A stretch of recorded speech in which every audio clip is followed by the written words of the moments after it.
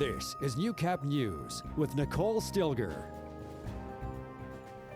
Good evening and thank you for joining us. A big announcement regarding the face of health care in Saskatchewan. The structure of the health system is changing. Health Minister Jim Reiter says the province will consolidate the 12 existing regional health authorities into one single provincial health authority. This after the government appointed an advisory panel last summer to recommend options for fewer health regions and more efficient delivery of services. He says this move will better coordinate the health services and improve the quality of care for patients, but insists it's not a centralization of services. A single board of directors will govern the new authority. Planning has already begun and the changes are expected to take effect this fall. And of course, the countdown is on for the city of Lloydminster to start planning its big 150th Canada Day celebration. Though they're tight-lipped regarding most of what will be happening at this point, Gina Martin shows us one Canadian exhibit already in the border city and what's still to come. With just 178 days until July 1st, city staff is already promising to have a bigger and better Canada Day than years past. Absolutely. We always try to build on Canada Day every single year. Being 150, of course, we're going to have some fun new activities that we can't quite release yet, but definitely getting excited for Canada Day. The event takes about a year to plan, and with Canada only turning 150 once, Turcotte understands the importance of this celebration, which is why the city has outsourced some longtime citizens like Jason Whiting, who grew up in the border city, to motivate the big birthday via social media. This is an exciting year for Canada, and across the country people are going to be celebrating, and we want to share our celebrations with the rest of the country, and we want to also showcase our country with our municipality. But you don't have to wait till July 1st to experience Canada's vast cultural history. In fact, there's an exhibit at the Lloydminster Cultural and Science Centre right now that tells you all about it. Canada Day 1 is a traveling exhibit from the Canadian Museum of Immigration at Pier 21 and shows newcomers' first experiences in Canada. There's a lot of visual, there's a lot of interactive things. People from different nations coming into Canada, showing what Canada is like on their first day of arrival. Over time, many people from around the world have made Lloydminster their home, which in part makes up the city's culture and history. I think we're very unique. We are a border city, and that plays a unique role. We were colonized in 1908, so we have a long history here as well. The exhibit will be in Lloydminster until March 26, while the rest of the Canada 150 activities will be announced by the city in due time. Gina Martin, Newcap News. And Denzel Washington's new film Fences is getting a lot of praise, but many people may not know its production has a Lloydminster connection. Josh Ryan explains. When I first met this woman, I saw Rose and I latched on to her.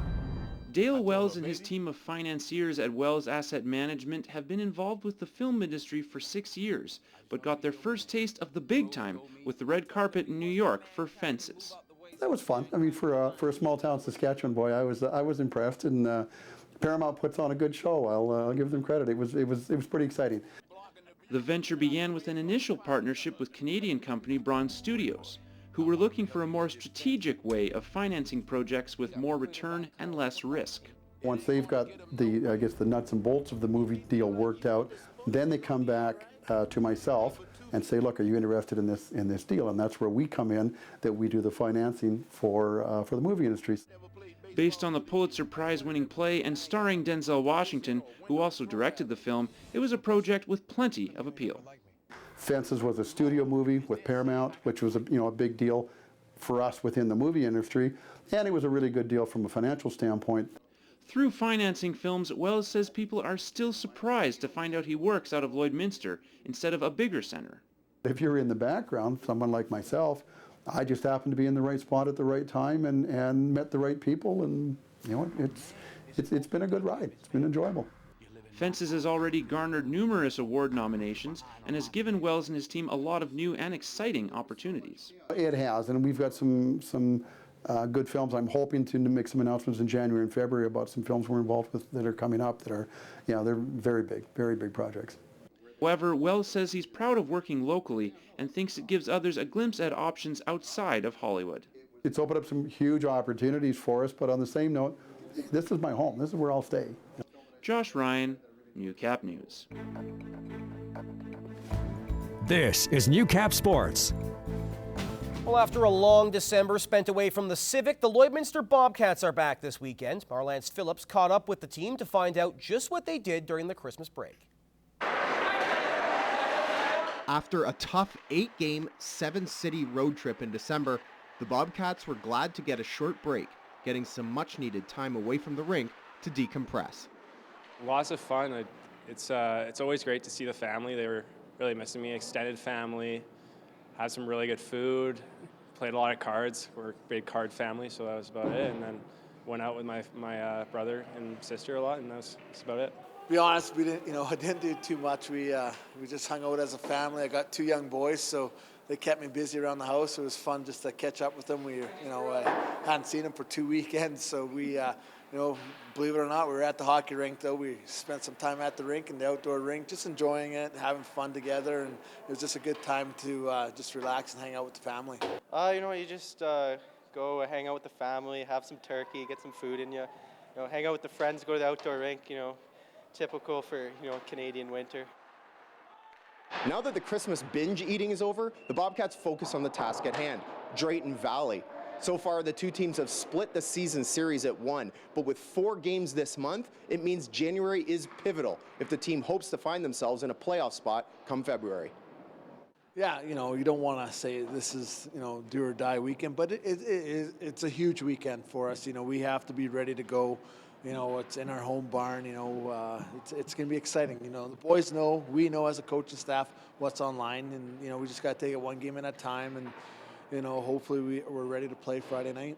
If we want to catch up to them and beat them in the playoffs, these 2 games are must-wins for us. So I think we got what it takes. I think we'll have a good weekend. We just got to put the effort in.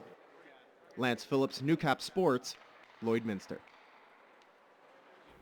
With the oil industry's downturn, many people have tried to find different ways to supplement their income. Today we preview a story about a Lloydminster man's clever side business focusing on one of the region's most popular sports. Ryan Martin operates an oil pressure truck, but recently turned to hockey in an effort to raise some extra money to support his family. Martin's new composite stick fixing business has just started, and he believes his service is one that many people enjoying the sport could benefit from. These are essentially sticks that are being used in the WHL, in the NHL, right? To go buy those off the shelf, you're looking at $300 to $40, I think, the most I've seen for these sticks.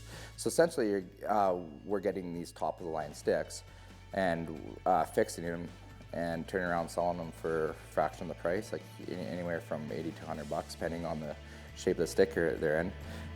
Our Lance Phillips has the full story next week on Newcap Sports.